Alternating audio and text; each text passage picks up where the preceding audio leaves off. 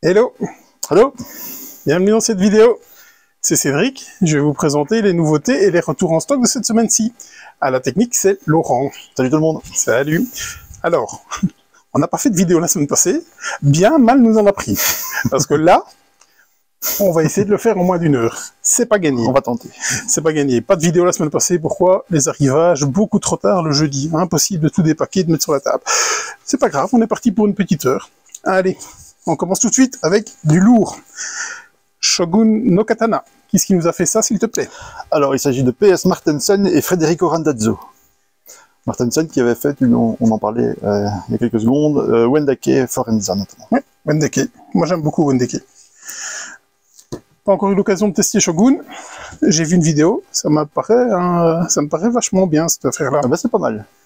C'est J'en ai fait qu'une partie, mais c'est pas mal. C'est du placement d'ouvriers, C'est ça.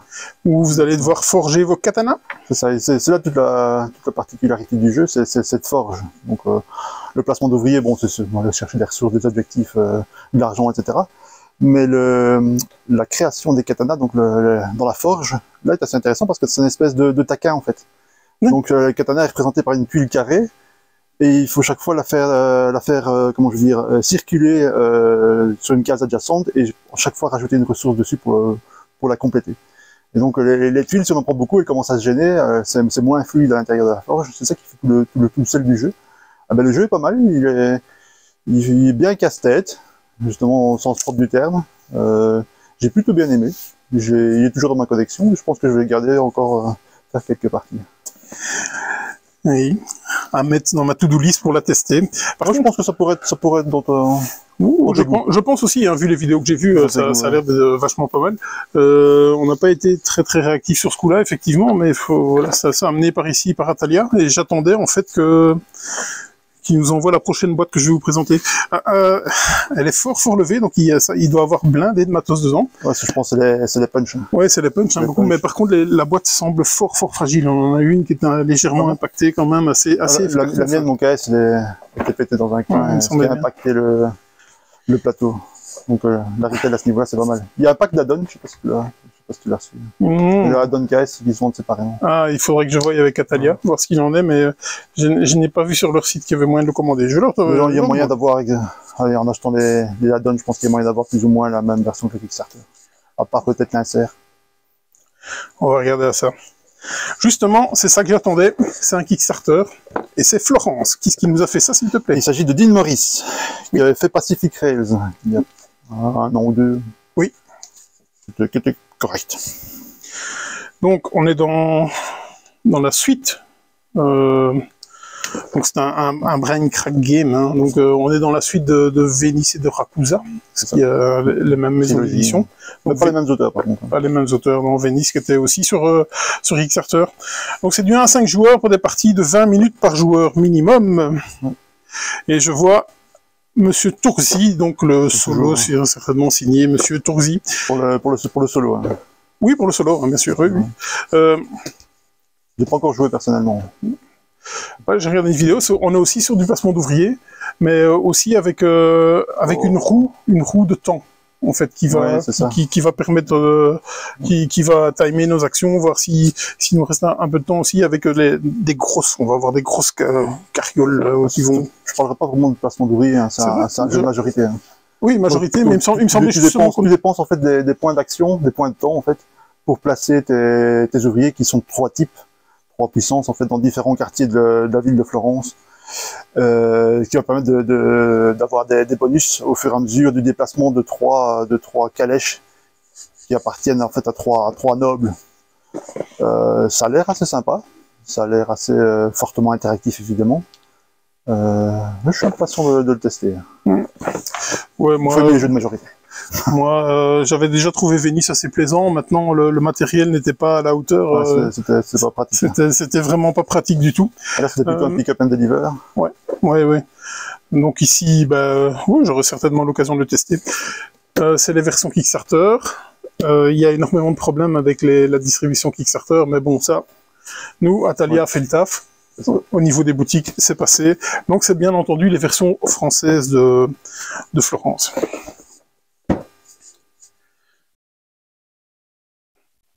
perso, j'allais dire. J'aime encore bien la couve, je trouve, c'est assez joli. Oh, ça c'est joli. Ouais. Ça aussi, c'est assez beau. Revelio, qui est-ce qui nous a fait ça, s'il te plaît? Alors, il s'agit de Dave Neal, qui a travaillé sur Unlock Key Cause, etc. Oui. Au niveau des pinceaux, je t'en ai mis un. Oleg Yurkov et Marta Ivanova. Oui. Qui sont connus notamment pour Furnace. Pourquoi? Furnace. Furnace, oui. Oh, l'excellent Furnace. J'aurais pu t'en mettre 50 de plus. Hein. Ouais, j'imagine. Ouais. Dans les illustrateurs.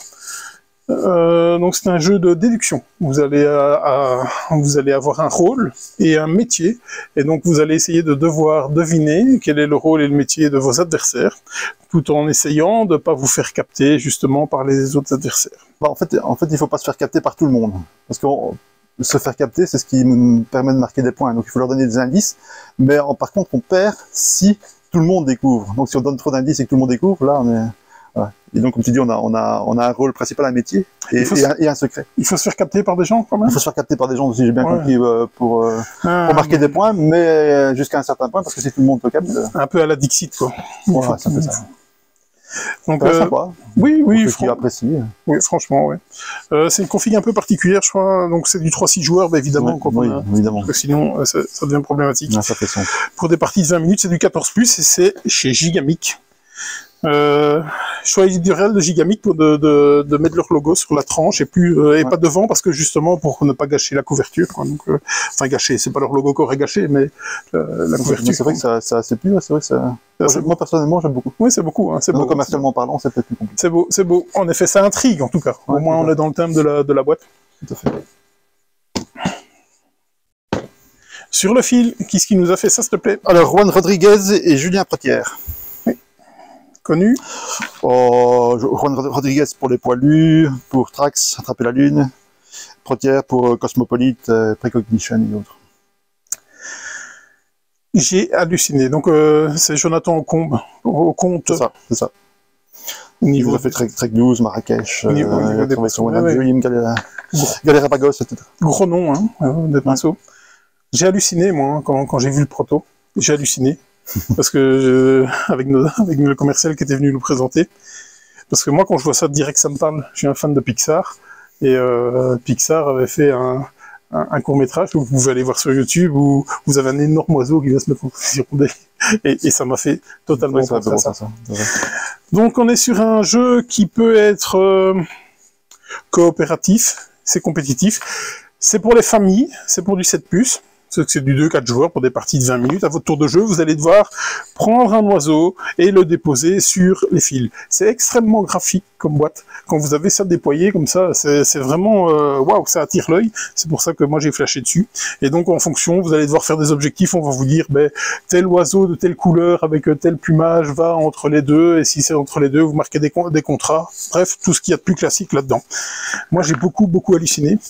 J'avais reçu une confidence comme quoi ils essayaient de le sortir début janvier pour qu'il soit dans l'As d'Or, pour une nomination à l'As d'Or. Je n'avais pas très bien compris parce qu'ils avaient quand même la colline au feu follet qui était là, donc est-ce qu'il tiendra pour l'As d'Or de l'année prochaine? En tout cas, moi j'ai beaucoup aimé celui-là. Trop de temps, ce sera écoulé. Oui, je pense, mais... il y a un petit côté aussi dextérité. Il faut. Oui, mais enfin, c'est un peu léger. Le truc, oui, l'envolée finale est assez fun aussi parce que c'est une manière de récupérer les oiseaux. Ouais, on doit tirer sur la queue d'un oiseau. Donc ils sont sur un fil élastique et en fait, ce qui va faire expulser tous les oiseaux. Et si vous parvenez à ce qu'il n'y en ait plus qu'un sur le fil, vous marquez plus de points. Ça peut plaire aux gars. Oui, c'est très chouette. Alors lui. Star Wars, The Deck Building Game. Qu'est-ce qui nous a fait ça, s'il te plaît? Alors, il s'agit de Caleb Grace, qui est particulièrement connu pour Marvel Champions et le Seigneur des Anneaux JC. Oui. Au pinceau, c'est Jake Murray, qui a travaillé sur Star Wars Rebellion. Notable. Alors, j'étais surpris parce qu'on l'a pas vu arriver, celui-là. Mais vraiment pas. Aucune com du grossiste et tout, mais rien, c'est tombé, poum, il est là. C'est vrai qu'on n'a pas beaucoup entendu parler. Rupture. Et donc en fait, apparemment, il y a eu misbrouille entre Asmodée et FFG, et pourtant FFG appartient à Asmodée, apparemment il y a eu misbrouille, et ça se passe pas bien. Et donc ils se sont dit, ah c'est comme ça, Ok. Donc on a chopé quelques boîtes. Beaucoup de boîtes, on a eu de la chance. Il nous en reste encore un peu. Et il est déjà en rupture chez Asmodée France. Est-ce qu'il va revenir? On en a pas mal parlé, en tout cas. J'ai des doutes sur le fait qu'il revienne. À ce point-là? Oui. Bon. Mais j'espère vraiment qu'il va revenir. Merci tout de suite, alors. Parce que moi, je suis chaud à mort. Hein. Mais je suis hypé de fou. Parce que moi, j'aime beaucoup Star Realms, Hero Realms, tout ça. Moi, tous ces jeux-là, j'adore. Et on y est. Hein. On y est dans l'univers de Star Wars. Avec deux, trois particularités qui le rendent plus intéressantes pour moi qu'un... Oui, parce que dans la rivière, dans la rivière de cartes, il y a moyen, donc si vous jouez soit de l'Empire, soit des rebelles, d'aller, plutôt que d'attaquer, donc vous devez détruire les planètes de votre adversaire, plutôt que d'attaquer directement les planètes, vous pouvez attaquer directement les cartes qu'ils pourraient potentiellement acheter. Ça, c'est quand même vachement balèze. Hein. C'est bien pensé, parce que dans Star Realms, si ça passait et qu'il avait l'argent, il la prenait. Donc, tandis que là, c'est quand même plutôt pas mal, quoi. Oui, est-ce que tu la force aussi qui bascule d'un côté ou l'autre, qui permet de jouer certaines cartes ou pas? Si c'est bien implémenté, j'ai pas joué, mais si c'est bien implémenté, j'aime beaucoup ce mécanisme. En fait. En tout cas, moi, j'en ai vu beaucoup de bien, parce qu'on voit quand même des vidéos. J'ai entendu qu'ils sortent pratiquement que du bien. Après, c'est un petit deck building de joueurs uniquement, voilà, avec tout ce que ça comporte, mais il a l'air intéressant. Je suis pas fan de deck building, mais je me laisserais bien tenter.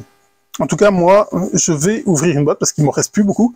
Okay. Et je vais pas me faire avoir comme les autres fois où tout le monde les a, sauf moi. Parce que si j'ouvre une boîte pour moi. Il est enfin arrivé. Roa, qu'est-ce qui nous a fait ça, s'il te plaît? Alors, Théo Rivière et Johan Goupy. Théo Rivière qui est connu pour The Loop, Draftosaurus, Sea Salt Pepper, Sea of Clouds, et Goupy pour Orichalk ou Rainforest. Ouais, des grands noms. Au pinceau, beaucoup, non? Oli. Oli, oui. Ouais. Qui nous a fait? Je ne connaissais pas personnellement. Qui nous a fait Roa. Voilà. Il est enfin arrivé. Hein. Oh. On en a pas mal parlé. Hein. Oui, on en a pas mal parlé, mais on en a pas mal parlé il y a plusieurs semaines en France. Oui. J'ai eu l'occasion de m'entretenir justement à ce sujet avec le responsable de BlackRock, très gentil monsieur, avec une conversation très constructive. C'était très très chouette, qui m'a un peu ouvert les yeux de savoir comment ça se passait à ce niveau-là. Je trouvais ça chouette parce que j'arrête pas de râler, leur dire la France, okay. La Belgique, on ne pas. Donc voilà, c'était très constructif.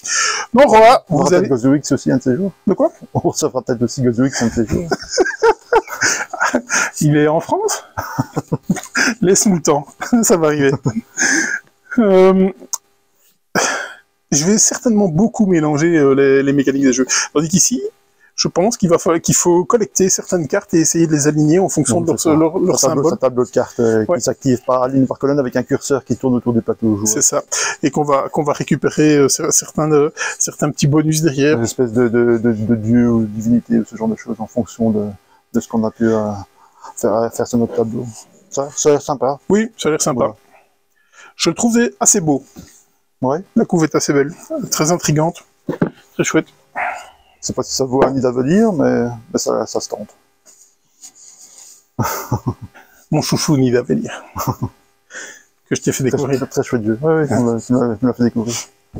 Il partait pas gagnant pourtant. Hein. Oh bof. Un jeu d'enchères. Ouais, rappelle-toi quand on l'a mis sur la table, il y en avait un qui voulait absolument pas jouer, qui l'a acheté. Qui l'a acheté pour finir. C'est pour dire qu'il est bon. Il est très très bien. Allez, tout en légèreté. Pax Viking. Pax Viking, qu'est-ce qui nous a fait ça, s'il te plaît? Jon Manker, qui a travaillé sur plein de choses, hein, qui est le boss de chez Ion, qui a travaillé notamment sur High Frontier, la 4e édition, avec Steel Clown, et qui participe un petit peu, il fait surtout du développement, je pense, mais là, c'est son petit bébé. Et au pinceau, c'est Madeleine Fiol, qui a travaillé sur Station Fall, on en parlera un peu plus tard, et Bios Mesafauna, donc les derniers Ion. Ouais, tout gravite dans la même maison d'édition. Oui, c'est un petit monde. Tout en légèreté, 6 joueurs, 30 minutes par joueur, ouais. 14 ans et plus. Je me suis dit, je ne vais pas regarder ce que ça donne, parce que de toute façon, tu allais certainement l'expliquer mieux que moi. Par contre, ce que je veux dire quand même, on a reçu tout ce qui allait avec la campagne participative, c'est-à-dire les pièces métalliques, les cartes promo, tout ce qui va avec machin bazar. Donc ça raconte quoi? Moi, généralement, la première chose pour moi, c'est pas un PAX. Voilà, C'est ce qui est marqué sur la boîte. C'est pas un PAX. C'est pas un PAX. Pour moi, c'est pas un PAX. Au départ, d'ailleurs, au début du développement, d'ailleurs, il n'était pas censé sortir sur le nom PAX. Je pense que c'est une raison plus commerciale qu'autre chose. Le PAX est arrivé. Hein. Par contre, c'est un très bon jeu. Ça n'enlève rien. Hein. Je dis, c'est pas un PAX parce qu'il manque dans son ADN. C'est un petit peu comme un 3X par rapport à un 4X. C'est qu'il manque les conditions de victoire versatiles qui sont typiques des PAX. Ici, il y a 4, je pense de mémoire, parce que ça fait longtemps que j'ai joué. Il y a 4 conditions de victoire qui sont fixes pour la partie, qui ne changent pas. Bon, ça déjà, pour moi, c'est pas un PAX. Et deuxièmement, il n'y a pas vraiment de tableau de cartes qui est l'autre grande caractéristique des PAX. Donc les joueurs n'ont pas nécessairement un tableau de cartes, tout se passe plutôt sur le plateau central. Donc ce qui est vraiment à l'inverse des PAX classiques. Mais oui, parce que généralement les PAX c'est quand même des plus petites boîtes. Hein. C'est ça, exactement. Même si maintenant Ion fait des boîtes standards, oui. hein, il faut que ça se vende. À un certain moment, depuis qu'il ne sait plus Sierra Madre, qu'il y a eu cette fusion, ils sont revenus à des choses un peu plus. Voilà. Après, pour moi, il y a toujours des petits soucis d'édition, des petites tuiles, des petits jetons qui sont vraiment minuscules dedans. Bon, ça n'empêche absolument pas de jouer, mais c'est quelquefois des choix étonnants d'édition. Mais le jeu est vraiment très très bien. Le jeu, c'est un entrée de gamme dans les PAX, même si encore une fois, pour moi, c'est pas un PAX, mais ça permet d'entrer dans l'univers, ça permet peut-être de faciliter après la prise en main d'autres jeux un peu plus consistants. Maintenant, quand je dis ça, attention, ça reste quand même costaud. On va pas nécessairement jouer en famille, mais ça reste tout à fait abordable. Le jeu est très très intéressant. Beaucoup d'interactions. Ouais. Alors, un gros bémol, par contre, sur des cartes rondes, je ne comprends pas pourquoi faire des cartes rondes. On peut pas esquiver. C'est mon cauchemar. Voilà. Mais en dehors de ça, non, on peut y aller sans problème. Et c'est l'occasion de découvrir des PAX, en tout cas les bases de ces jeux fantastiques. Tant qu'on y était, on a fait venir ça. Un party game. Tout à fait. Station Fall. Qu'est-ce qui nous a fait ça, s'il te plaît? Il s'agit de Matt et Clown. Oui. Mon chouchou, hein. Oui, qui a travaillé beaucoup avec son papa, particulièrement hein, sur les plus grands PAX, Porphyriana, Renaissance notamment, hein, qui sont parmi les meilleurs. Il a aussi édité son premier jeu seul chez Ion, qui était PAX Transhumanity. Et puis donc maintenant arrive Station Fall, qui n'a absolument rien à voir. Mais ça part d'une idée en fait qui n'est pas nouvelle, puisque en tout début de en 2001 ou 2002, il a sorti un mode en fait pour un jeu qui s'appelait The Vesuvius Incident. Et il a sorti un mode qui s'appelle The Artifact, avec exactement la même idée. L'idée de Station Fall, donc une station qui va exploser et les habitants, les personnes à bord on va leur faire vivre leurs dernières minutes en fait, avant l'explosion, remplir des objectifs personnels, etc. Et c'est exactement le même ADN, donc je pense qu'en 20 ans quasiment, il a eu le temps de retravailler tout ça et de faire un jeu qui tient vraiment la route. C'est un de mes coups de cœur récents. C'est un jeu qui ne sera certainement pas pour tout le monde, qui sera très clivant. Oui. Il y a la particularité j'ai expliqué les règles maintenant 4-5 fois à différentes personnes. On est facilement entre 1 heure et 1 heure et demie de règles, pour des parties qui peuvent durer entre une demi-heure et 1 heure et demie. Oui, de 1 à 9 joueurs, de 90 à 120 minutes par joueur. Non, je déconne. Pas par joueur, non. Mais non, je déconne. Non, le jeu est relativement court. Là. On le qualifiait de party game pour joueurs experts, c'est à peu près ça. Alors même si on marque des points de victoire, c'est pas un Eurogame du tout. Il faut apprécier de vivre une histoire. L'important c'est le voyage, c'est pas le vainqueur. Si on est dans cet esprit-là, c'est du bonheur parce que il y a un nombre de leviers incalculable. À son tour, on peut faire tellement de choses, tellement pourrir les plans des autres. C'est un vrai bonheur. On vit vraiment. Alors, à la fin, on a vraiment le jeu a vraiment raconté une histoire. C'est absolument pas narratif, ça aussi, faut le savoir. On est même assez éloigné même d'un Nemesis. Par contre, qu'est-ce que ça fait? Tu m'as donné tellement pas envie d'y jouer. Ah bah t'as tort. Tu pourrais être convaincu, crois-moi. Sûrement. Donc évidemment c'est de la VO, hein, tous les deux, hein, PAX Viking et Station Fall, ça vient tous les deux de chez Ion Gate. Le PAX Viking, il y a une VF qui était prévue de longue date, hein, finira bien par arriver, je suppose. Hein. High Frontier est bien arrivé, donc c'est aussi chez 500 nuances de geek. Ouais, mais il me semblait qu'à la base, ça passait uniquement par leur site et que ça ne passe plus par leur site. Et je sais pas du tout. High Frontier, on l'a eu dans le réseau normal, c'est arrivé via Asmodée, ouais. Donc via Novalis. Donc, j'ai pas suivi, mais en tout cas, à la base, c'était prévu. Station Fall, par contre, là, il n'y a rien de prévu. Non, il n'y a pas énormément de texte à part les règles qui sont évidemment assez consistantes. Bon, Ah, ça, je te laisse en parler par contre. Parce que si Station Fall, c'est pas ta cam. Ça, c'est pas la mienne du tout. Dice Throne, c'est la saison 2. Oui. Manny Tremblay et Nate Châtelier. Ouais. Puis, Manny Tremblay qui a travaillé notamment sur Radlands. Ça reste chez Roxley en tout cas. Et c'est illustré par lui-même, manifestement. Oui. Bah, donc, comme Radlands vient de Roxley, bah, Dice Throne vient de chez Roxley, c'est localisé par mes amis de Lucky the Games. Donc le combat 1, le combat 2, le combat 3, le combat 4, tout ça. Donc on a quand même... C'est du Roxley. Bon, c'est Lucky Duck, mais c'est du Roxley. Le matos, c'est quand même... Ah ouais, niveau édition chez Roxley, on peut y aller les yeux fermés. Un jeu d'affrontement, l'un contre l'autre. Ouais, pur affrontement. Pur affrontement. Donc ça c'est... À coup de dés. À coup de dés. C'est une boîte de base. Donc avec vos dés, ben, vous allez les placer sur vos personnages jusqu'à avoir X dés qui vont activer votre personnage qui sera de plus en plus puissant. Ou voilà. Donc il y a plein de trucs. Vous pouvez mixer les boîtes de la 1, de la 2, et hop, parce que chaque fois il y a deux personnages, c'est des personnages additionnels. Dans chaque énorme succès. Ok. Dice Throne, c'est arrivé aussi avec une boîte, mais un truc, je sais pas, 17 kg, 42. Ah, le KS... Non, c'est des Dice Throne Adventure. Ah, encore qui est... parce que moi j'ai vu la boîte du KS de seconde saison. Ah oui, parce qu'il y avait, il y avait une boîte pour remettre tout ça. Dans le genre. Et donc, pour tout ça, pour dire qu'il y avait Dice Throne Adventure aussi qui nous est parvenu, on en a déjà plus. Donc, comme je vous dis, c'est arrivé jeudi soir, donc on a commencé à les vendre ici aujourd'hui, et il y en a déjà plus, donc il n'y en a plus sur la boîte. Voilà. Les Dice Throne, il me semble avoir vu passer un mail de mon grossiste disant que le combat 3, combat 4, ce serait plus dans 15 jours. Je vais vérifier, on verra ça. En tout cas, on les a déjà en boutique. Si c'est pas dans 15 jours, on les vendra dans 15 jours. Voilà. World Championship, Russian Roulette. Qui est-ce qui nous a fait ça, s'il te plaît? Anthony Birch. Anthony Burke. Qui nous a fait quoi? Qui nous a fait rien. Rien. Par contre, c'est illustré par Weberson Santiago. Oui. Et lui. Qui a fait notamment l'Auberge Sanglante, Avalon, The Great Split, et bientôt, probablement un des jeux que j'attends le plus, pour l'avoir testé à Cannes, La Famille Glia. La Famille Glia. Un jeu fantastique. Ouais, et qu'on a pris la localisation par Super Meeple, qui prennent encore leur truc en main, parce que c'est casse-gueule. Hein, ce sera dispo à SN. Donc, Weberson Santiago, il est directement reconnaissable dans son style, généralement. Ça fait particulier. Là, peut-être un petit peu moins dans celui-ci. Ouais, quand tu regardes bien les personnages... Oui, les personnages, c'est vrai, la tête des personnages. Les personnages, ça se voit quand même. Un peu comme des Miko. C'est ça. Ils ont des tronches particulières. Donc, il avait illustré le photo, mais là, on le reconnaissait nettement moins, déjà. Comme tu dis, en même temps, c'est particulièrement ces personnages. Et dans le photo de mémoire, c'est plutôt des paysages. Il y a plus trop de... Et des dracards et autres. Donc...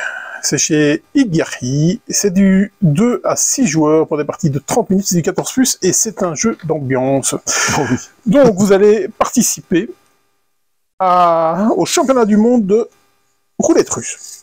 Voilà. Bonne ambiance. C'est tout. Et donc, vous allez devoir faire des paris sur le nombre de cartes que vous allez mettre. Donc, vous allez avoir un deck de cartes. Et là-dedans, bien entendu, il y aura... Qui simule le barillet, en fait. Qui simule le barillet, évidemment. Donc. Ouais. Et donc, vous allez devoir essayer de monter les enchères en disant, moi, je mets une carte tranquille, moi, j'en mets 2, moi, j'en mets 4, vas-y. Voilà, tu vois. Donc, c'est un peu ça. Voilà. C'est du push your luck plus qu'autre chose. Avec un peu de bluff, puisqu'on retire une carte de son deck. C'est ça. Et normalement, on est supposé ne pas retirer la balle qui est dans le barillet. Et si on soupçonne quelqu'un de l'avoir malgré tout fait, on peut lui faire des crasses. Par contre, si on s'est trompé, là, on se ramasse une deuxième balle dans le barillet, ça c'est compliqué. C'est très fun, en fait. Oui, c'est un jeu d'ambiance, hein, c'est clairement ça. Ça tient plus du party game qu'autre chose. Donc, c'est pas spécialement une nouveauté. On avait raté le premier train. Il est là. Ouais. Voilà. Skull, qui nous revient dans une nouvelle édition. Qui est-ce qui nous a fait ça, s'il te plaît? Il s'agit d'Hervé Marly. Oui. Illustré par Rose Kipik. J'adore le nom. Rose Kipik. Rose Kipik. Ça ne s'invente pas, ou alors, justement, ça s'invente. J'ai aussi, moi, Tom Warchex, aussi. Si tu le dis. Voilà. C'est du Skull. C'est passé chez les Space Cowboys. Avant, c'était... je sais plus. Je sais plus lui-même, ou quelque chose comme ça, je sais plus. C'est que ça s'appelle aussi Skull and Roses. Oui, mais il y a eu différents plein noms. de versions. Ouais, Il y a eu plein de Skull versions, Silver, il y a eu Ouais. tout plein de versions. Après, je pense que le jeu reste le même. Donc, un jeu de bluff, hein, aussi. Ouais, vraiment, un peu la même chose. Où, Purement du bluff. des cartes pour essayer de pas avoir de crâne et ainsi de suite. C'est un classique, ça fait des années que c'est là. Et donc, la nouvelle Jeu de édition. motard. Et on a reçu des goodies avec, parce que ça fait partie du programme Obinext. Donc si vous venez au magasin, demandez les goodies, parce qu'ils sont dans le tiroir, généralement, des fois on oublie de les donner. Ok. Voilà. Woodcraft, qu'est-ce qui nous a fait ça, s'il te plaît? Alors, évidemment, Vladimir Sushi. Oui, il n'était pas tout seul. Non, accompagné de Ross Arnold. Et à mon avis, je pense que c'est un jeu de Ross Arnold développé et partagé par Vladimir Sushi. Au pinceau. Au pinceau, Michal Peichel. Je ne sais pas si je prononce bien. Je pense qu'il a fait que ça. Je ne connaissais pas. Mais il a fait Messina aussi. Messina, oui. Ouais, ça reste dans la même maison. Oui. Enfin, Messina, on essaie de l'oublier, mais oui. Oui, c'est vrai. Je me tâte encore à le vendre, Messina, parce que le solo, ça pouvait encore aller. Ouais. Donc, Woodcraft, c'est la version française, hein, parce qu'on avait téléchargé la version anglaise à SN, que Monsieur Suchi m'avait donnée en personne. Je ne savais même pas que c'était lui. Pourtant, il est reconnaissable. Hein. Ben, maintenant, je ne l'oublierai pas, tu vois. Son coiffeur, c'est pas. Oui, je ne l'oublierai pas, tiens. Woodcraft, ben, c'est un jeu que vous allez faire des actions avec des dés, mais surtout avec une rondelle d'action assez particulière qui représente une scie circulaire. Hein. Elle est améliorée par rapport à Praga. Oui. On va dire qu'il a repris ça, et je pense que c'est la grosse collaboration de Sushi, à mon avis, enfin, un apport de Sushi sur le jeu. Parce que l'idée de base, c'est quand même les dés qu'on peut assembler et couper, ce qui est assez thématique. Moi, je trouve que c'est assez original, j'avais jamais vu ça. Ouais, c'est assez fun, hein, rien que ça. Ouais. Moi, j'aime bien aussi ces contrats qui montent, hein, qui arrivent à un certain niveau, et qui fait que si vous tardez trop à les faire, ben, vous allez perdre des points. C'est même pas des points de victoire, c'est des points sur une piste qui feront à la fin le niveau de vos contrats. Donc, entre 5, 6 points, mais si vous en perdez 2, ça ne vaudra quasiment plus rien. Donc, c'est assez punitif. Hein. Anticipation, ça va. Ouais. Donc je peux te dire que ça va. Moi je l'aime beaucoup et je l'ai essayé dans toutes les configs. J'ai beaucoup joué en solo. Et donc j'étais pas spécialement convaincu à 4 joueurs parce que c'est peut-être un peu long. Et franchement, je vois pas trop. Ouais, la roue tourne un peu plus à 4 joueurs, effectivement. Mais justement, ça fait partie de la mécanique, de la tactique, de voir cette roue qui tourne, que je trouve ça super intéressant, parce qu'en fonction d'où elles tournent, elles vont amener des bonus pour les adversaires. Donc, toujours à force de refaire les mêmes actions, la roue va tourner, mais si vous prenez une action qui reste un peu en retrait, ben, elle va être bonusée par... c'est bien pensé. Par tout ça, ouais, c'est bien fait, quoi. Mais Sushi a toujours beaucoup aimé tout ce qui est roue, rondelle. Et d'ailleurs, ici, il a annoncé cette semaine la réédition, la reprise de Shipyard. Oui. C'était pour moi son meilleur jeu Pré-Delicious. Underwater Cities. Ouais. Et ici, il ressort, et vu que ce soit des tuiles, c'est des petits trucs en bois qui forment les caractéristiques du bateau. J'ai effectivement... Voilà. Le jeu était sympa et c'est un assemblage de, je ne sais plus combien, 5-6 rondelles. Donc c'était un jeu purement de rondelles. Pourquoi pas. Donc c'est localisé par Intrafin, et j'ai justement vu aussi que le Roll and Ride était en préparation. Donc, mais il a été mis à disposition, hein. On pouvait le télécharger en PNP. Ah, ok. Il a été offert, mais je ne sais pas s'ils en font finalement une version commerciale. Mais il me semble que c'est ce que j'ai vu. Hein. Parce qu'il avait été offert, peut-être qu'ils l'ont encore retravaillé, un petit peu comme l'avait fait Pearl Games avec 3 Dice. Il avait été d'abord offert, et puis après il était sorti dans une version un peu plus développée, un peu plus sophistiquée en retail. Peut-être c'est ce qui va se passer ici. Mais en tout cas, il avait été offert, je sais plus. Je vais me renseigner parce que j'ai beaucoup aimé le jeu, j'aime beaucoup l'auteur, j'aime beaucoup les Roll and Ride. Vladimir, me déçois pas, mec. Hein. Moi, je t'enverrai le PNP, je dois encore l'avoir. Ça va, ça c'est très cool. Donc c'était du lourd avec Woodcraft, et on repasse avec tout aussi lourd avec Double Teams. Qu'est-ce qui nous a fait ça? Tu n'en sais rien, parce que j'ai rien trouvé. Qu'est-ce qui nous a illustré ça? Tu n'en sais rien, parce que j'ai rien trouvé non plus. Exactement. On est sur un double, donc jeu de rapidité, vous allez devoir deviner voir quels sont les symboles, et ainsi de suite. Classique, hein, c'est devenu un classique. Un classique, bien entendu. Ma compagne adore, et elle est quasi imbattable. J'ai une vidéo d'un certain gars qui joue ici, qui n'est pas moi, qui joue dans le magasin, et que je vais commencer à essayer de monnayer pour pas la sortir. Tu as raison. C'est coopératif, Double Teams.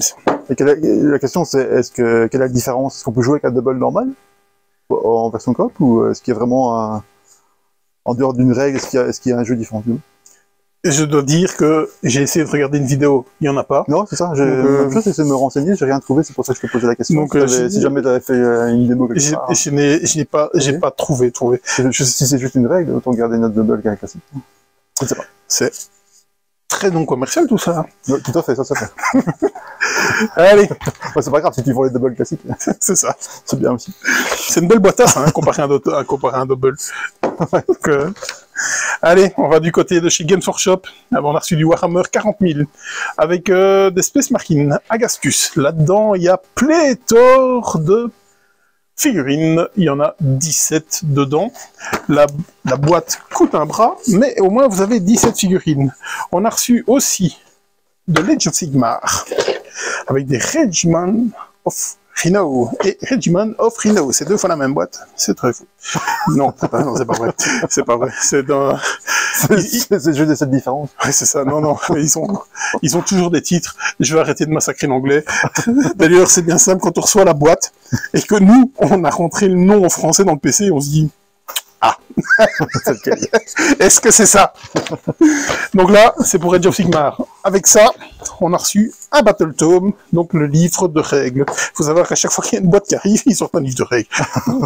Donc, voilà, il y a beaucoup de Battle Tome. Dans le petit aparté aussi, on a reçu du BG Expansion. BG Expansion, ce sont des accessoires pour vos jeux. Donc, entre autres, par exemple, un kit complet pour Arnova. Donc, ouais, tu verras, on en parlera peut-être un petit peu, tu verras. Jamais entendu parler. Donc c'est pour Arnova. Les fans d'Arnova aiment beaucoup ces kits. Moi j'en ai un. Ouais, j'avais pris que les kiosques, j'ai pas pris le kit complet. Ah, moi j'ai pris le kit complet, hein, tant qu'à faire. Je connais ça. On a reçu aussi les encres pour Great Western Argentine. Ça par contre c'est pas juste comment je veux dire cosmétique, hein, ça, parce que je sais pas dans l'édition de Great Western Argentine il y a un problème vraiment de lisibilité sur les ports et donc ça solutionne. Donc c'est plus un patch que réellement un ajout cosmétique ces encres. Je les conseille à tout joueur de Great Western Argentine. On a reçu pour l'anachronie aussi. Donc si vous n'avez pas les magnifiques ressources métalliques qui sont à chaque fois vendues sur le Kickstarter, ben, ce kit pourra faire l'affaire de cet excellent jeu de chez Mindclash. Un Kickstarter qu'on a reçu, je vais essayer de pas me démettre l'épaule parce que voilà, c'est Distilled. Oh, c'est juste la boîte de base, parce qu'il y a plein de trucs qui l'accompagnent. Hein. Alors non, c'est le KS. Je vous ai pas mis les 1000 trucs parce qu'il y avait plus assez de place sur la table. Ouais, on a plein de trucs, des ressources métalliques, des pièces métalliques, des playmat, des machins. Ouais. Il y a blindé, la blinde. Qu'est-ce qui nous a fait ça, s'il te plaît? Il s'agit de Dave Beck. Voilà, inconnu au bataillon, en tout cas pour ma part. Et illustré par Eric Evansen, que je ne connais pas plus. Donc c'est les versions. C'est le premier jeu, je pense. Ouais, c'est les versions KS. En français. C'est en français. Ça vient de chez Paverson Games, mais aussi chez mes autres amis de chez Matago. C'est du 1 à 5 joueurs, 30 minutes par joueur. 14 plus. Qu'est-ce qu'on fait là-dedans? Certainement de l'alcool. Il y a des chances. Je me rappelle plus. Et j'ai regardé la vidéo tantôt. Je sais pas, la particularité, le twist, c'est qu'on on va chercher des ingrédients dans différents marchés, on va se procurer des ingrédients dans une première phase, et puis dans une phase où on va fabriquer l'alcool, en fait, on va mélanger les ingrédients qui sont représentés par des cartes et pas par des ressources. Par des cartes, on va mélanger le deck et on va retirer 2 cartes, une du dessus, une du dessous, je pense. Voilà. Et en fonction de ce qui nous reste dans la main, on va pouvoir créer, fabriquer un type d'alcool. Donc il y en a des plus simples ou plus sophistiqués. C'est assez particulier, c'est une inclusion de hasard dans un tel jeu. Moi c'est un petit peu ce qui m'a refroidi. Vraiment ça peut être très fun. Je serais quand même curieux de le tester. Le KS coûte un bras, mais il vient avec le matos est bien. Une tonne de matériel. Donc il est déjà estampillé Matago. Est-ce que ce seront les mêmes boîtes retail? Je n'en sais rien, puisqu'il n'est pas encore disponible en retail. Sûrement. Puisque quand on voit tout le contenu qui est à l'extérieur de la boîte... Game 13 et tout ça, je suis pas sûr quand même. Ah, une boîte plus fine? Peut-être, ok. C'était un caisse, c'était Distilled. Tout en légèreté aussi, celui-là. Hot. Oh, de Cole Worley. Oui, connu pour un petit jeu anecdotique qui s'appelle Pax Pamir. Pax Pamir. Un de mes préférés de tous les temps. Non, c'est le préféré. John Company, qui a un petit jeu aussi, un petit jeu d'ambiance. Lequel? John Company. Oui, c'est celui-là, oui. Qui est assez sympathique. Oui. Et puis il a fait aussi un jeu qui s'appelle Route. Route. Je ne sais pas. Je pense qu'on en a déjà parlé. Ouais. On y est, hein. On est vraiment sur la charte graphique de Route.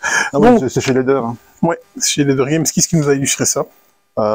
Toujours le même designer in-house qui s'appelle Kyle Ferrin, avec son style aussi fortement reconnaissable. Qui nous a fait le magnifique fort. Et Route. Fort. Et Route. Qui nous a fait le magnifique fort. C'est du 1 à 6 joueurs, c'est pour des parties de 90 minutes. C'est du 10. 90 minutes. Oui, par joueur. Oui. Non, peut-être pas, mais... C'est du 10+. Ouais. Là aussi, j'ai du mal. Route aussi, hein, 10+. Bah, en fait, Route n'est pas compliqué. Hein. Le problème, c'est il y a beaucoup de règles à... Il y a bien des factions. Ouais, parce qu'il y a vraiment cette asymétrie. Ici, il n'y a pas la même asymétrie. Parce que même s'il y a différents types de personnages qu'on peut incarner, notamment le chancelier, les partisans et les exilés, les actions sont identiques, en fait. Par contre, un petit peu à l'image de Pax dont on parlait tout à l'heure, il y a des conditions de victoire versatiles.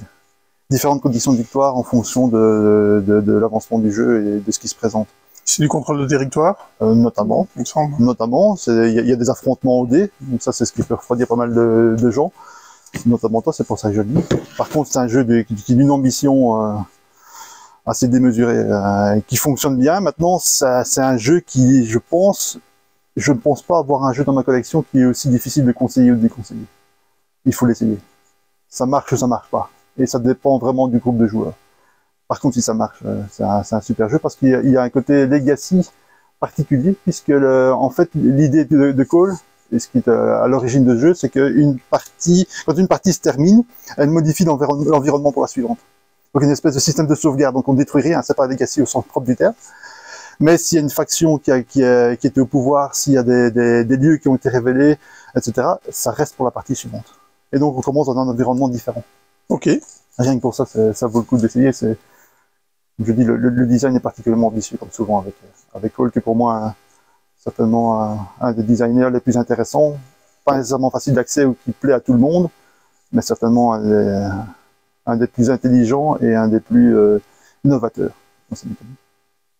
Il était attendu, hein.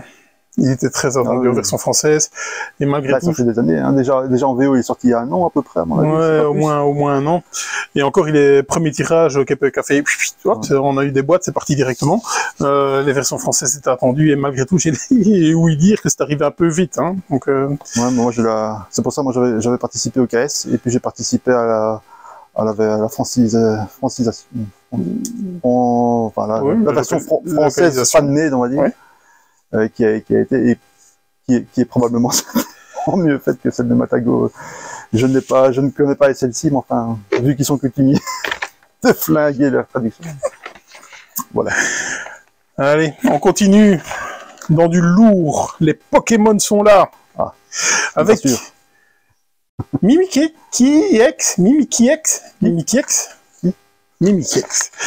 Donc, c'est un coffret avec 4 boosters dedans, et on a reçu aussi les Championships decks, les decks de champions du monde. Donc, il y en a 4 différents dans la boîte, et donc ça reprend un deck qu'il y a eu dans un grand championnat, pas spécialement les championnats du monde, j'ai vu que c'était un peu partout, et donc repris par certains joueurs. Il y a un japonais, je crois qu'il y a un tchèque, je pense, et donc vous allez jouer avec son deck, pas le sien, mais non produit.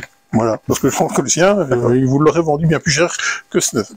Donc il y en a 4 différents, c'était les Pokémon qui nous ont fait notre petite sortie, on va peut-être limite dire quotidienne, hein, parce que, enfin. Alors, des extensions d'NCS Winter. Donc c'est bien entendu la suite du KS, hein, parce qu'il est arrivé sur KS. Donc là maintenant, bien sûr, on est sur les versions retail de chez Matago. Il y en a eu 3. Avec certainement, d'après ce que j'ai entendu dire, celle-là la plus intéressante, peinture rupestre. Bah, c'est pour les joueurs un peu plus chevronnés, probablement celle qui est la plus intéressante, parce qu'elle rajoute une action. Ouais. Rivière et radeau et ancêtre. Alors, on n'en a pas beaucoup. On en a même très peu. Quand Asmodée Belgique m'a dit combien ils en avaient eu, je m'étais dit, c'est même pas le quart de ma commande. Ah oui, carrément. Non, mais c'est terrible, ça se compte sur les doigts de deux mains. C'est fou, pour toute la Belgique. Donc je sais pas ce qui s'est passé là-dessus. Bref. C'est chez Matago. Ah, ouf, elle est belle aussi celle-là. C'est pas mal. Fédération, qui est-ce qui nous a fait ça, s'il te plaît? Dimitri Perrier et Mathieu Verdi. Ouais, voilà, je l'avais pas noté, je m'étais dit, ça devrait. Au pinceau. Au pinceau, Miguel Combra. Miguel Combra. Et c'est chez Explorate. Explorate, qui est la maison d'édition de Dimitri Perrier. C'est une nouveauté sans être une nouveauté, parce que... C'est version de luxe? Non. Non, c'est version retail? C'est la version retail, qui pèse un an de mort aussi. Oui, oui. Je sais pas quelles sont les différences à part. Peut-être les disques, les jetons poker. Il n'y a pas un plateau double layer, pas toujours double layer, pas toujours. à mon avis. Peut-être que c'est dedans. Hein. Je n'ai aucune idée. J'ai la version KS. J'ai la version KS aussi. C'est une nouveauté sans être une nouveauté, parce que le premier tirage, ça avait tellement bien fonctionné KSM qu'il restait très peu de bottes pour les boutiques, on n'a pas eu l'occasion d'en avoir. Et il avait été livré plus que dans des temps. Hein. Oui, oui. C'est relativement rare pour le... Voilà, il faut le signer, parce qu'un KS qui arrive à l'avance, ça c'est pas mal. Oui, en effet.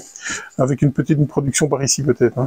Production européenne peut-être, non? C'est peut-être pas ça qu'il veut faire. Non, je sais pas. Je sais pas, je dis ça comme ça, je sais pas. On lui demandera, parce qu'on devrait le voir prochainement.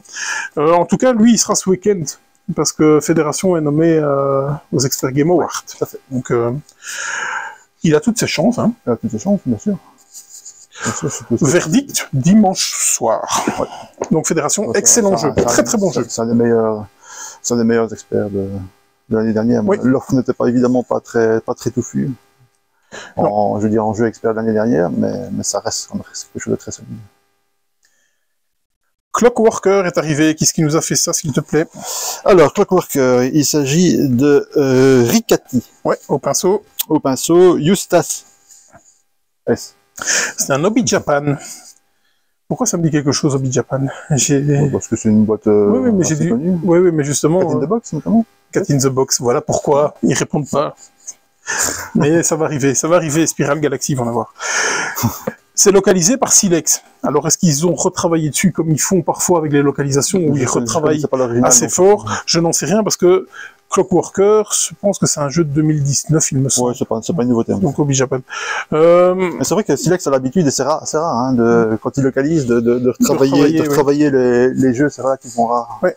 Et ils le font quelquefois, notamment avec certains Spielworks qui vont débarquer relativement en profondeur. Amalfi, ça fait des mois qu'ils bossent dessus. Chez Bakoya. Ouais.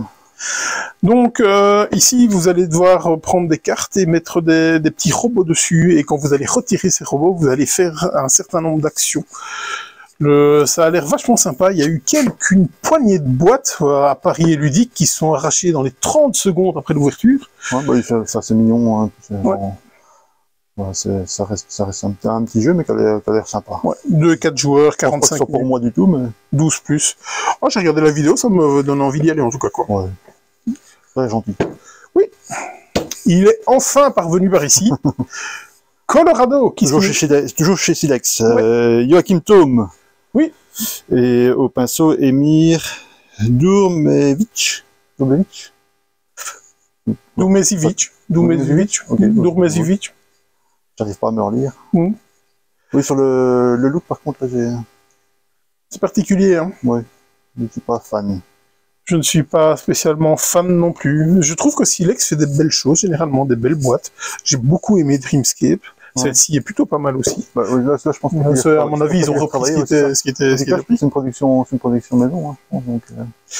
Donc est-ce que c'est un roll and ride? Non. Est-ce que c'est un flip and white? Non. Est-ce que c'est un back and white? Non. C'est un call and white, un truc and white, où vous allez appeler vos cartes. Il me faut le 1 vert ici, le 1 vert. Moi de cette famille. Hein. Voilà, c'est ça. Des bons échos quand même. Hein. Moi, j'en ai entendu bien. Moi, j'en avais entendu. Quand j'en ai entendu parler, je m'étais un petit peu intéressé. Ça m'avait pas spécialement parlé, mais les retours sont bons, donc à tester. Bon, ça c'était les nouveautés. Fou, je sais pas à combien de temps on est. On verra. Oh, on est à 44 minutes. Ah, allez, on est encore bien. On va rusher pour pas. S'il te plaît, ici. Pour les retours en stock. Non-y. Catapulte est revenu. ce petit duel de pattes magnétiques de chat très addictif. Vous mettez ça, mais c'est terrible. Vous mettez ça sur la table. On met sur la table de démo quand vous venez au magasin. Tous les clients qui rentrent, ils jouent. C'est dingue, quoi. Ce jeu, voilà. C'est chez Exploding Kitten. Hein. Voilà. Ça, voilà. Un classique. Un classique. Le père de deck building est revenu. La base. Dominion est revenu avec une partie de ses extensions. Parce que là, vous n'avez pas toutes les extensions. Il y a encore 4 boîtes qui sont pas encore rééditées, tout ça. Mais là, il y a déjà de quoi faire. Hein. Oui. Vous avez les 2 jeux de base avec le Dominion de base et l'intrigue. Et vous avez vraiment les grosses... Qui sont deux stand-alone. Ouais, qui sont 2 stand-alone, hein, 2 jeux de base, mais qui peuvent se cumuler, bien entendu. Et vous avez les 4 boîtes qui sont, je pense, les 4 boîtes principales. Vraiment c'est les grosses boîtes là. Ce qui apporte abondance, on le voit, de toute façon on voit le format, hein. Les grosses extensions sont des boîtes carrées, les plus petites sont comme Alchimiste aussi et autres sont des boîtes un format moitié quoi. Ouais. C'est le père de deck building. Si vous n'avez jamais joué à Dominion, deck building, hein, jouez à Dominion avec un thème tellement plaqué qui n'existe pas, vous êtes dans le médiéval et ça va s'arrêter là. De toute façon, vous en foutez. Royalement, c'est les mécas. Hein. Voilà, la mécanique. Et chaque extension ramène quelque chose. Sa nouveauté de méca. Ouais, avec des agressions, avec des points de victoire supplémentaires, avec des cartes à points de victoire supplémentaires. Il y a plein de trucs fort sympa. Pour jouer 2 fois la même configuration, vous avez plus de chances de gagner à l'euro million, je pense. Management est revenu aussi, bien entendu, c'est les versions retail, évidemment. Tout est dedans, c'est juste une question de la différence, c'est uniquement au niveau matériel. Ouais, matériel, donc c'est un jeu dans un jeu dans lequel il va falloir... Qui ne t'a pas convaincu, mais moi c'est... Non, mais la configuration était particulière aussi. C'est un gros coup de cœur, et pour moi le meilleur jeu du genre, clairement. En tout cas, j'ai revendu ma copie. C'est pas pour ça que je ne voudrais plus y jouer. Je l'ai revendu parce que j'ai plus de place, et avec qui je vais jouer ça? Et est-ce que je vais proposer ça? Voilà. En France, c'est particulier, hein. C'est un jeu d'identité cachée un contre tous. Ouais. Il faut aimer ça. Maintenant, il est particulièrement bien. Ouais. L'extension des extensions, Toscane est revenue pour Viticulture Toscane. Donc Viticulture Toscane, si vous ne l'avez pas, c'est totalement impératif. Je vous le dis, parce que je n'y ai jamais joué. Hein, j'ai tout le temps joué à Viticulture, mais sans Toscane. Et on m'a dit, t'as jamais joué à Toscane? Non, je n'ai jamais joué à Toscane, ça fait partie d'une tare ludique. Tout le monde me dit que c'est impératif. Je dis oui, je suis tout à fait d'accord et convaincu. On va le dire comme ça, si tu joues à Viticulture, ce qui est... Voilà. Ce n'est pas nécessairement indispensable. Si tu joues à Viticulture, joue avec Toscane. Il faut jouer avec Toscane. Si vous ne l'avez pas, achetez-la, parce que, comme chaque fois, il y a un tirage de merde, et le prochain tirage sera dans un an et demi. Voilà. Ça spécial dédicace je ne connais pas. The Incredibles, avec qui on est partenaire. Donc, si vous ne connaissez pas la chaîne, allez voir, ils font du beau boulot parce qu'ils font vraiment des mises en scène et tout ça. Ouais, j'adore le humour. C'est le humour. Surtout, restez pour le générique. Regardez le générique, vraiment. Donc, c'est un 18. C'est l'entrée de gamme. Pourquoi j'ai rentré ça? Bien parce que j'ai été convaincu par leurs vidéos. Donc, j'essaie toujours de me démarquer des autres boutiques. Entrée de gamme dans les 18. Ouais. D'accord? C'est ce qu'ils en disaient, parce que moi, les 18... Oui, en fait, oui et non. C'est toujours le gros débat, 1846. Bon, l'original, c'est 1829, puis c'est 1830. Donc ça, si on peut 1830, c'est vraiment l'idéal, parce que 1830, la plupart des 18 reprennent les mécas de 1830 et les modifient légèrement. Donc c'est souvent la base. Okay. 1846, c'est plus facile d'accès que 1830, mais les règles sont fortement différentes. Donc si on a décidé de jouer qu'à 1846, c'est très bien. On va rentrer facilement, on va y jouer. Par contre, c'est pas parce qu'on maîtrise 1846 qu'on va facilement rentrer dans des autres, et notamment 1830. Donc oui, c'est une porte d'accès facile, mais il est fortement éloigné quand même dans pas mal de mécaniques, même si la base est toujours la même, évidemment, de pas mal des autres, en tout cas de tous ceux qui sont de la grande famille des 1830. Donc, jouer à 18, vous êtes dans la niche de la niche de la niche. Peut-être commencer par ça. Si vous avez 3 jours devant vous, commencez. Non, il n'est pas très long. Non, il n'est pas très long celui-là. Entre 3 et 5 heures. C'est pas très long. J'ai vu des joueurs, évidemment, avec Excel et ordinateur, j'ai vu des gens qui l'ont joué en moins de 2 heures. À 4. Ok. Petite remarque, c'est un jeu de Tom Lehman. Oui. Qui vous dit peut-être quelque chose. Le papa de Race for the Galaxy, notamment. Race Arcana, Race for the Galaxy, et Race Arcana aussi, du coup. Voilà. Qui est revenu, d'ailleurs, sur les ondes. Alors, un petit jeu qui est revenu aussi, parce qu'on en a eu, on a été en rupture, déjà parce que la moitié de la livraison a été défoncée quand on est arrivé, quand elle est arrivée. Tatsotat, on vous en parle tout de suite. Tu viens avec moi? Je peux déjà dire que c'est le seul jeu que j'ai ramené de Cannes. Voilà, c'est ça. Tu viens avec moi. Alors, tant qu'on est sur la table, un certain monsieur qui tient la caméra, lui là, il m'a fait découvrir une gamme de chez Taiwan Board Games, et donc on a fait venir certains jeux, dont l'excellentissime Pathogène, et il y en a déjà un où il n'y en a plus, Vegetable Stock. Voilà, c'est une gamme où les jeux... Qui est très chouette d'ailleurs. Qui est très... On va rentrer? Je vais en recommander, hein, bien sûr, je vais en recommander. Oui, oui. Donc ici, on a pris leurs jeux, c'est pas évident de les avoir. Ici, c'est un stock qu'ils ont laissé en Europe quand ils sont venus à Essen, parce que sinon, il faut les faire venir de Taïwan. Parce que sur certaines boîtes, c'est écrit en mandarin, c'est bien entendu de la VO, parce que vous avez quand même les versions anglaises qui sont à l'intérieur. Ouais. Donc, mais par exemple, pour Kung Fu, ici, ils ont dû mettre un sleeve au-dessus, parce que c'est la boîte mandarin que vous avez. Mais donc, bien entendu, vous avez les règles en anglais. Je vous recommande Pathogène. Electropolis, c'est vraiment top aussi. Ouais. Kung Fu est sympa. Les deux petits, ça, je les connais pas. Et Vegetable Stock, on l'a joué ensemble. Ouais. C'est deux jeux qui m'ont mis dans le colis, en fait, pour les connaître. Donc, okay. Je verrai plus tard ce que ça donne.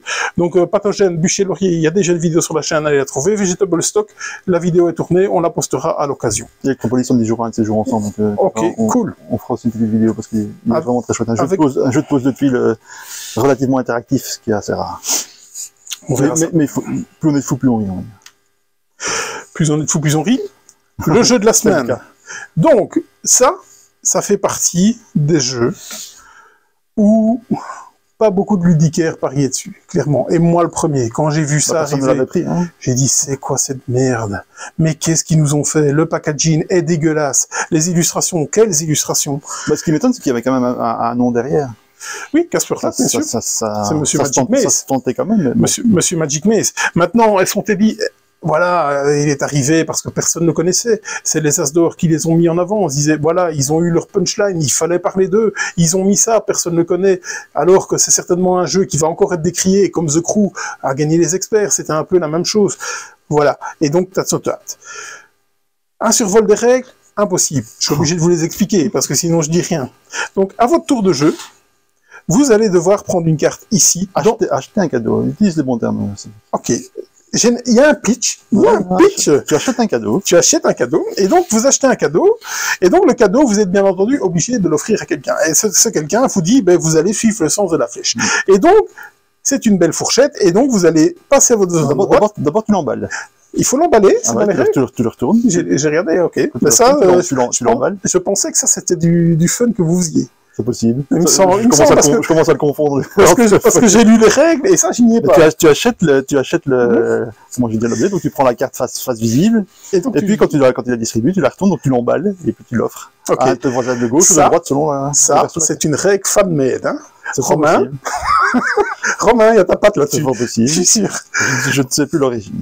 Donc, on le donne à quelqu'un, on lui dit, tiens, ceci est une fourchette, un joli cadeau, ceci est une fourchette.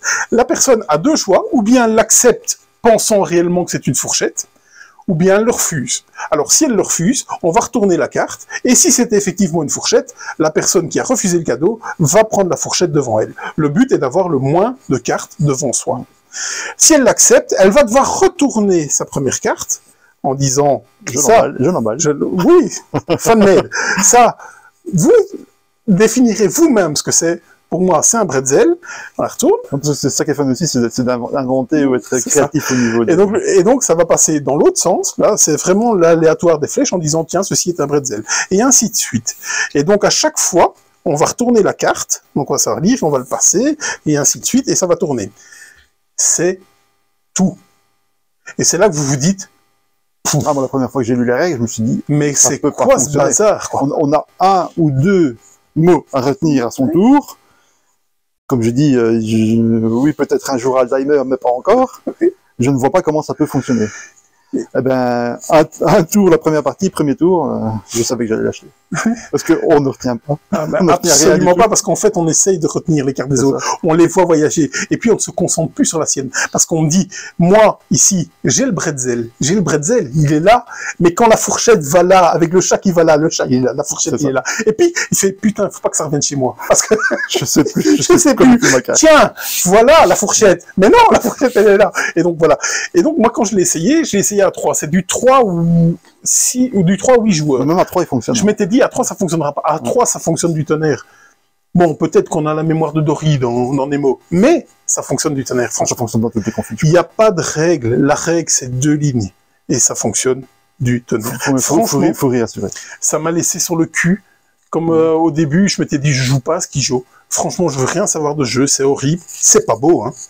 D'ailleurs, c'est Payne qui l'a fait. Mais ici, il y a un sens, c'est fait exprès, Oui. ce côté épuré, parce que justement, on n'a aucun point de repère. Le dessin ne marque absolument pas l'esprit. Et ce qui renforce la difficulté de retenir l'objet qu'on possède. En tout cas, c'est carton plein pour ce jeu. Je suis content, j'en ai reçu aujourd'hui. Je pensais pas que ça allait arriver si vite. J'en ai pris tout plein. Franchement, ça va être, pour moi, ça va rester comme un Skijo et on va le vendre pendant des années. En plus, ça coûte 2 fois rien pour le prix des jeux actuels, parce que je peux vous dire que sur la table là-bas, quand j'ai encodé les prix, je m'étais dit, oula, ouh, ils y vont, quoi. Hein. Et ici, ben, ça coûte 2 fois rien, c'est fun, vous allez enchaîner les parties, vous allez pas passer 4 heures dessus, ça c'est sûr. Mais franchement... Non, si on a 10 minutes, ça suffit. Et j'ai quand même vu certaines personnes qui n'étaient pas convaincues, quoi. Mais... C'est parce qu'ils n'étaient pas dans le bon groupe. Je pense. Mais malgré tout, je pensais que ça allait être les joueurs qui allaient faire le truc. Hein. Et malgré tout, non, c'est quand même le jeu qui porte le jeu. Mais par contre, si vous commencez à toujours emmerder l'autre, à lui balancer, tiens, ben, je te le donne, et lui parler pour qu'il oublie, et tout, ça va mettre un plus dans le jeu. Clairement. Est-ce qu'il en a besoin? Non, mais ce sera un plus. Clairement. Voilà, c'était Tatsuno the Hat. C'est du beau boulot. Mangez-en. Ouais, c'est vraiment du beau boulot. Franchement, allez-y, les yeux fermés. Pas pendant que vous jouez. Bon, on est pas mal là, non? Oui, on est pas mal. Hein. Oui, allez. On est presque à l'heure. J'espère que... moins d'une heure? Oui, Non, j'avais dit moins d'une heure. Oh, je suis trop fort. On est bon. J'avais dit...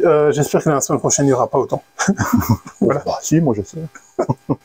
Allez, à bientôt. Allez, salut Cédric. Salut alors. Salut tout le monde. Salut.